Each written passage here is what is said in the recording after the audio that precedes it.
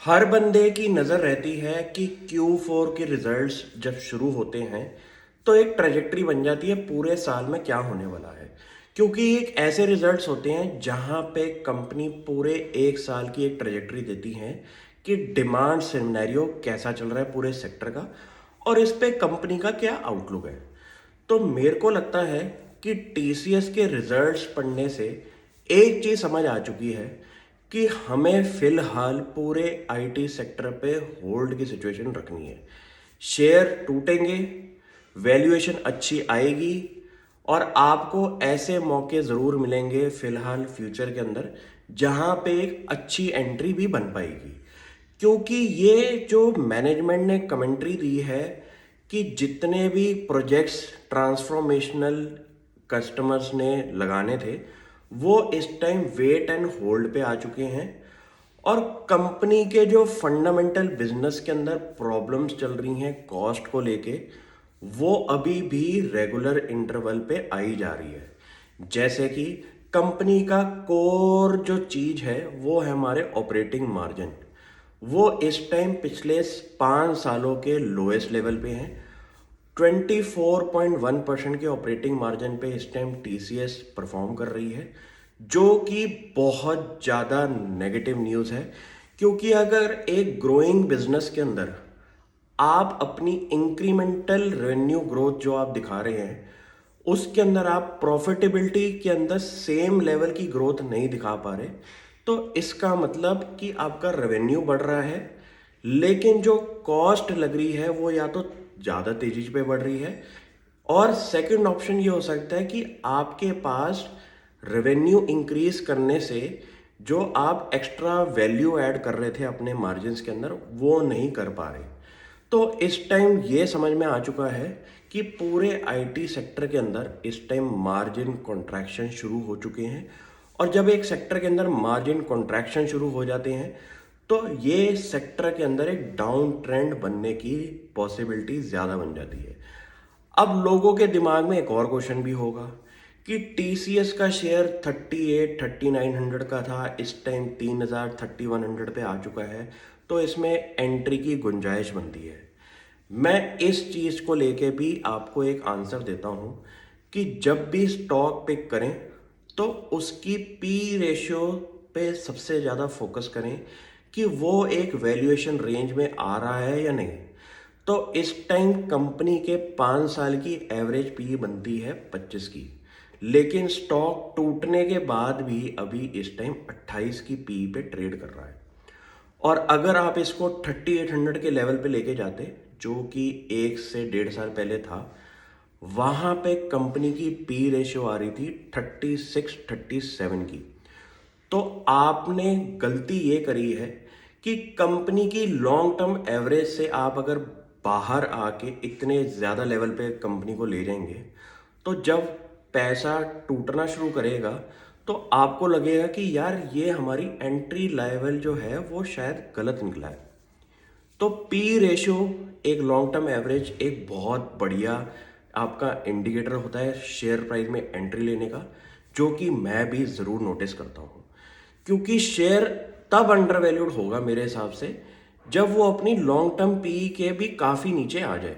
Similarly अगर वो 25 की पी पे है तो वो इस टाइम सेम लेवल पे आ चुका है।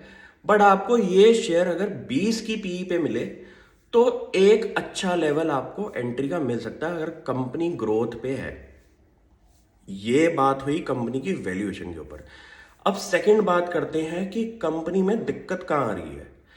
कंपनी ने ये बोला कि 17% की उनकी रेवेन्यू ग्रोथ हुई है, जिसके अंदर 13% की कांस्टेंट करेंसी ग्रोथ हुई है, लेकिन कंपनी के नेट मार्जिन और प्रॉफिटेबिलिटी और पैट ग्रोथ के अंदर सिर्फ और सिर्फ 10% की ग्रोथ दिखाई दी है। तो इसका मतलब आपका जो घोड़ा है वो 100 से 117 की स्पीड पे चल रहा है, लेकिन आपका जो प्रॉफिट है वो सिर्फ और सिर्फ 10% से ग्रो हो रहा है। अब इसको भी तोड़ के देखें कि कंपनी की अगर आप सबसे बड़ा कंट्रीब्यूटर देखें कॉस्ट का तो वो है हमारी एम्प्लॉय कॉस्ट। कंपनी की एम्प्लॉय कॉस्ट प्रॉफिट ग्रोथ से जो कि नेट प्रॉफिट ग्रोथ है उससे तकरीबन तकरीबन डबल की स्पीड से बढ़ रही है। तो इसका मतलब कंपनी की मैनेजमेंट जो है वो कॉस्ट स्ट्रक्चर को कंट्रोल नहीं कर पा रही, जिसकी वजह से उनको कस्टमर ज़्यादा पैसे नहीं दे रहे, लेकिन उनके जो खर्चे हैं वो ज़्यादा तेज़ी से बढ़ रहे हैं। तो यहाँ आया सबसे बड़ा प्रॉब्लम एरिया कि एक आप ऐसी ट्रेजेक्टरी पे घुस चुके हैं जहाँ पे आपका सामने वाला कस्टमर आपको ज़्यादा पे आउट नहीं दे रहा, लेकिन आपकी जो कॉस्ट है वो आपकी तेज़ी से बढ़ रही हैं। इसलिए शेयर में सबसे बड़ी प्रॉब्लम आपको दिखाई दे रही है।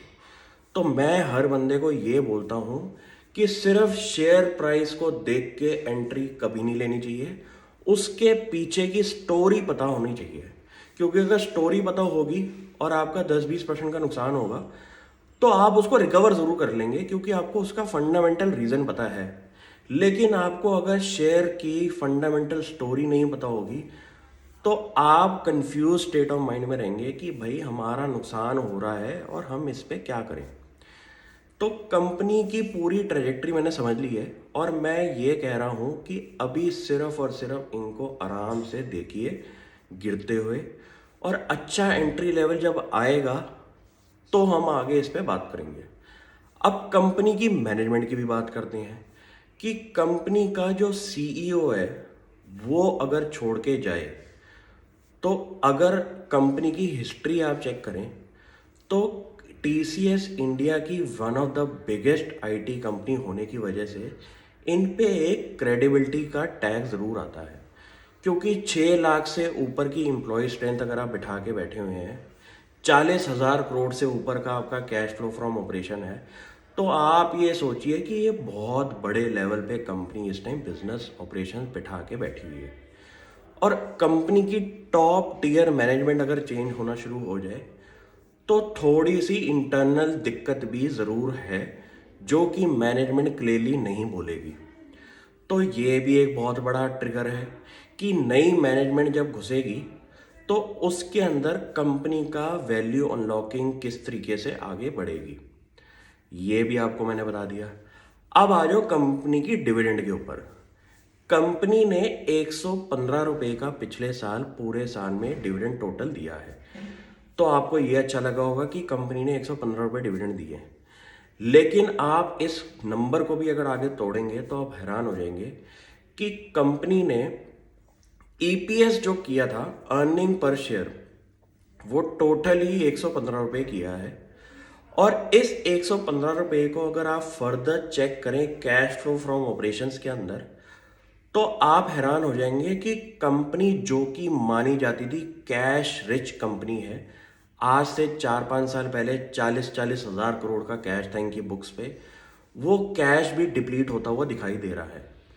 तो अगर कोई कंपनी अपने कैश को वैल्यू अनलॉकिंग के अंदर नहीं यूज़ कर रही, इनोवेशन में नहीं यूज़ कर रही, न्यू बिजनेस एक्विजिशंस में नहीं यूज़ कर रही, तो उसके अंदर एक इनोवेशन के टैग भी मेरे को लगता है मिसिंग होंगे। क्योंकि ये एक ऐसा माहौल है इस टाइम वर्ल्ड का जहाँ पे इनोवेशन को सबसे ज़्यादा तवज्जो दिया जाता है, और इस लेवल पे अगर टीसीएस ने अपना कैश भी डिप्लीट कर दिया है तो कंपनी इस टाइम मुझे लगता है कि सिर्फ और सिर्फ अपने प्रमोटर का ध्यान रख रही है। क्योंकि 70-75% होल्डिंग की वजह से टीसीएस जैसी कंपनी के ऊपर एक एडवांस स्टेज में ये भी एक इंस्ट्रक्शन हो सकती है कि जितना कैश आप बना रहे हैं वो शेयर होल्डर में डिस्ट्रीब्यूट करें। तो मुझे लगता है कि होल्डिंग्स कंपनी जो है वो इस इंस्ट्रक्शन पे काम करवा रही है कि टीसीएस अपना डिविडेंड डिस्ट्रीब्यूट करे, ताकि वो पैसा टाटा सन्स अपने एग्जिस्टिंग न्यू बिजनेसेस के अंदर डाल सके। तो ये भी एक नेगेटिव न्यूज़ है, क्योंकि अगर आपके पास कैश डिप्लॉय करने के लिए पैसा नहीं होगा तो वो भी एक नेगेटिव मेरे हिसाब से मानी जाएगी न्यूज़। आप डिस्ट्रीब्यूट करें शेयर होल्डर्स को अपना पैसा, लेकिन उतना करें जितना आपके पास सरप्लस जो कैश है वो एक्विजिशन और इनोवेशन के अंदर भी यूज़ हो पाए। तो यहाँ भी कंपनी का मुझे एक इनोवेशन फैक्टर जो है वो मिसिंग दिखा। तो काफ़ी मिसेस को देख के मैं अभी इस सेक्टर और इस कंपनी से थोड़ा सा डिस्टेंस मेंटेन करने वाला हूँ और आपको भी ये सलाह दूंगा। Thank you.